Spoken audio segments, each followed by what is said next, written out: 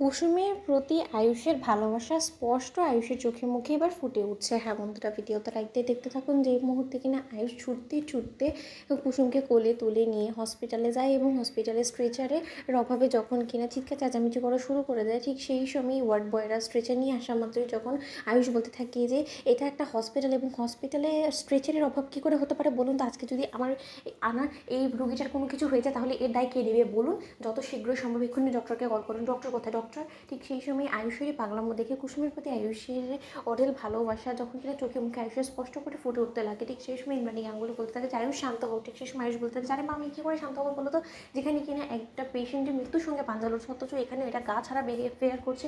এই সমস্ত কিছু দেখে একজন পেশেন্টের বাড়ির লোকেরা কী করে নিজের মাথা স্থির রাখতে পারে বলো তো। ঠিক সেই সময় ডক্টর এসে যখন কিনা কুসুমের কন্ডিশন দেখে বলতে থাকে যে পেশেন্টের কন্ডিশন তো যথেষ্ট পরিমাণে ক্রিটিক্যাল এবং পেশেন্ট তো কোনো মতে রেসপন্সও করছে না, এবং মনে হচ্ছে যে পেশেন্টকে পয়জন খাওয়ানো হয়েছে এবং এটা যতক্ষণ পর্যন্ত না ওয়াশ করছে ততক্ষণ পর্যন্ত কোনো কিছুই বলা যাচ্ছে না। ঠিক সেই সময় আয়ুষ বলতে থাকে যে বলা যাচ্ছে কি যাচ্ছে না সেই সমস্ত কিছু আমি জানতে চাই না, আমি শুধু একটা কথাই শুনতে চাই যে আমার কুসুম সুস্থ সবল হয়ে গিয়েছে, তার জন্য যা যা করো সে সমস্ত কিছু আপনি করুন। ঠিক সেই সময় ইমিডিয়েট ডক্টররা যখন কিনা কুসুমকে ওটিতে নিয়ে যায় কুসুমের পেট ওয়াশ করার জন্য, ঠিক সেই সময় সেখানে রাজশেখর গাঙ্গুলি থেকে শুরু করে পরিবারের অন্যান্য লোকেরা যখন চলে আসে এবং ডক্টররা যখন কিনা বলতে থাকে যে দেখুন আমরা আমাদের মতো করে আপনার চেষ্টা চালাবো, কিন্তু বাকিটা এখন ঈশ্বরের হাতে। অন্যদিকে আয়ুষকে সামলানোর জন্য যখন কিনা রাজ এগিয়ে যায় এবং রাজশেখর গাঙ্গুলি যখন আয়ুষকে ঝাপটে ধরে বলতে থাকে যে বাবা একটু শান্ত হওয়ার চেষ্টা কর, আমি বুঝতে পারছি যে তোমার কথাটা খারাপ লাগছে, তুমি যাকে কিনা মনে প্রাণে ভালোবাসে সেই মানুষটা এত বড় একটা আঘাত পেয়েছে সেটা হয়তো বা তুমিও সহ্য করতে পারবে না, সেটাই স্বাভাবিক, কিন্তু তোমাকে শক্ত হতে হবে, অন্তত তোমার ভালোবাসার মানুষটার জন্য তোমাকে